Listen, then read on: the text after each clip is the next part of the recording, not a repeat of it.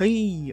L'épisode 6 est un épisode concentré sur Michika, l'amie gothique de Caché, qui a un manifeste à dire sur sa vision de la beauté. Vous sentez pas offensé, d'accord? Nous sommes accueillis par des roses, de la musique classique et des panards en gros plan. Michika vêtue de rien, dormant dans un cercueil de roses.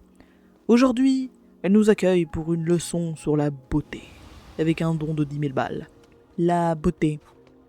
Qu'est-ce que la beauté? Bah déjà c'est un mot dans plusieurs langues déjà, donc c'est un bon début. Donc Michika est une jeune femme mal dans sa peau et terrifiée par le fait de vieillir, car pour elle, les personnes âgées de plus de 20 ans sont moches. Et surtout, normales, banales. Donc son plan de vie c'est de capitaliser à fond sur sa beauté jusqu'à ses 20 ans, et puis de se donner la mort. Ouais, déprime. En vrai, elle est obsédée par sa beauté car c'est le seul moyen pour elle de se démarquer de la masse, qu'elle déteste. Mais bon, elle aura beau se prendre pour une déesse, ça n'empêchera pas la réalité de la ramener sur Terre. Hein. Que la vieillesse existe et que les jolies personnes ne sont pas immunisées contre ça. T'as déjà pensé à te trouver un hobby pour ne pas y penser, ma petite Michika? Mais bon, le temps passe et Michika trouve enfin sa vision de la beauté. Mourir en pleine apothéose de sa beauté. Je crois que tu peux encore un peu réfléchir à la question, non? D'ailleurs, elle se compare souvent à un tableau. Vous savez, celui où une femme fait de la balançoire et un mec passe pour mater sous sa jupe.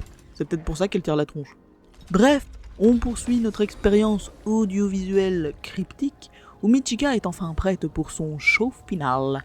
Dans une salle sombre de spectacle, devant un public de Lolita.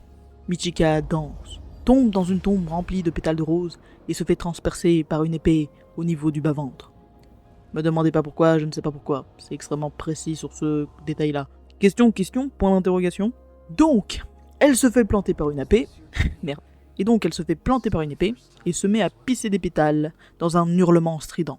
Et nous explique tout simplement son interprétation de la beauté.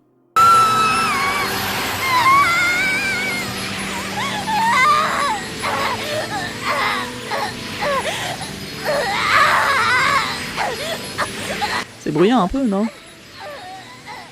On peut baisser un peu le volume? Je sais pas, je pose la question. Et donc, elle est morte? Eh ben, non. Reste 6 épisodes après tout. Elle ne va plus rien raconter, mais faut la garder parce que... Parce que voilà quoi. Donc, moi vous savez, j'aime pas les nouveaux persos qui ont été créés. Hein. En fait, je n'aime que Caché. Car c'est la fille normale de base qui rêve d'être quelqu'un. Un petit peu comme Lolita, mais au moins Caché, elle en fait pas des caisses quoi. C'est comme ça. Les autres ont tendance à me faire souffler du nez. Je suis heureux quand elles ne sont pas là, j'avoue, je reconnais.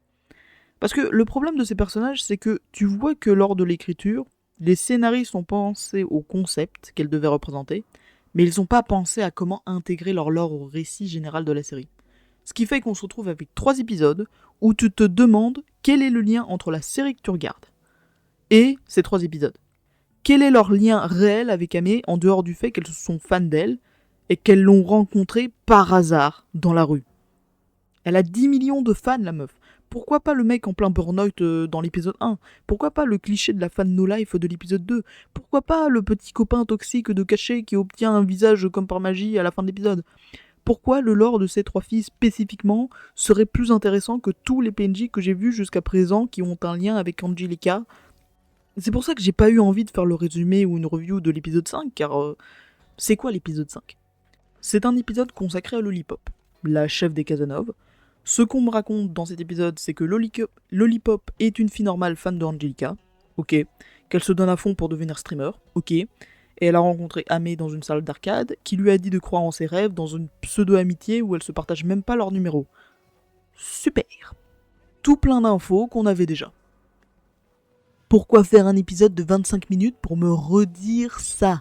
Et pourquoi approfondir le lore de ce personnage parmi les 3?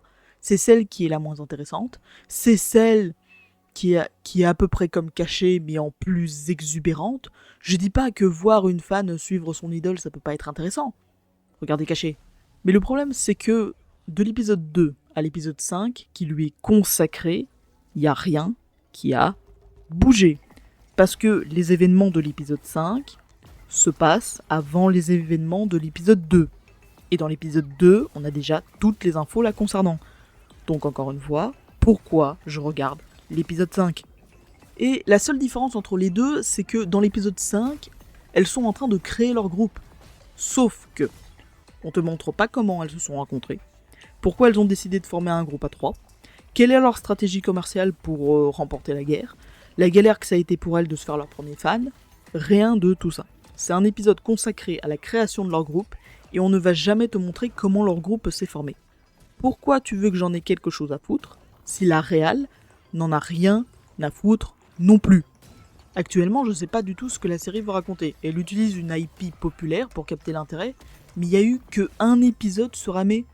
Et la plupart du temps, elle apparaît dans les épisodes comme si c'était pour te rassurer que tu regardes la bonne série, tu sais.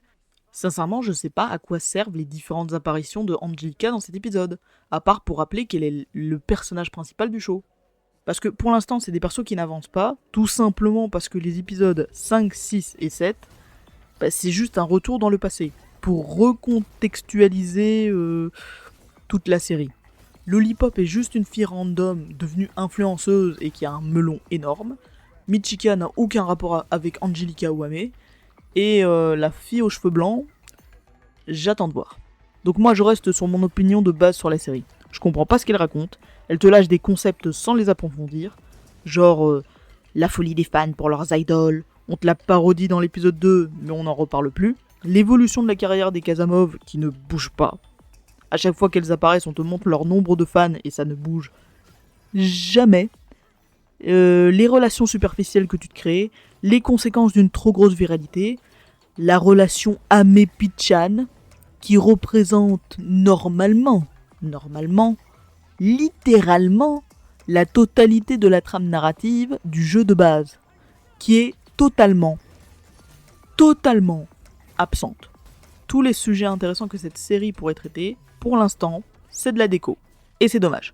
Bon, je m'arrête là pour ce début de critique. On n'est que à 6 épisodes sur 13. Ouais, bon. On est sur un 50-50 de bons et mauvais épisodes pour l'instant, hein, donc...